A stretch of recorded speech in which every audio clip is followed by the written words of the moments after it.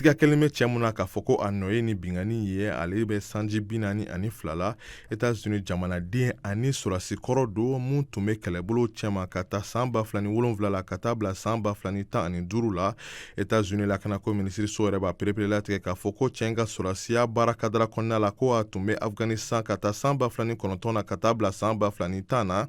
États-Unis lakanako baarada dɔ FBI olu b'a perepere latigɛ fana k'a fɔ k'olu bɛ sɛgɛsɛgɛliw la wasa ka se k'a dɔn maa minnu ye cɛ in dɛmɛ ka se ka nin bingani kɛ ani ka fara o kan n'o y'a sɔrɔ fana jatigɛwalikulu dɔw sen bɛ nin bingani in na o bingani mun kɛra ka sɔrɔ maaw sewalen bɛ san yɛlɛma seli kadara kɔnɔna la sufɛ genge nɛgɛ kanɲɛ 3 waati cɛ in ye bolimafɛn de boli ka yɛlɛ jamakulu kan ka maaw bana u ni la Nouvelle-Orléans polisiw b'o o de lase kunnafonidilaw ɲɛkɔrɔ FBI ka sɛgɛsɛgɛliw senfɛ olu b'a perepere latigɛ k'a fɔ ko a ye bingani kɛ ni bolimafɛn mun yɛrɛ ye ko olu ye diinɛ dansago jɛkulu Daesh ka tamasiyɛn dɔw ye o mɔbili in kɔnɔna la ka fara o kan ko mugujugu 2 yɛrɛ fana tun bɛ o bolimafɛn kelen in kɔnɔ États-Unis jamana ɲɛma ale y'i kanbɔ ka bingani kɔn k'a fɔ ko fosi man kan ka to ni bingani sugu ka kɛ ka ɲɛsin jamanadenw ma welekanw ani sangafo fana bɔra diɲɛ fan wɛrɛw fɛ ka ɲɛsin États-Unis ma ni bingani kɔfɛ Pape François Chrétien diinɛ ɲɛmaba ale y'a jira k'a fɔ ko a dusu kasilenba don ni bingani kɔfɛ mun kɛra Nouvelle-Orléans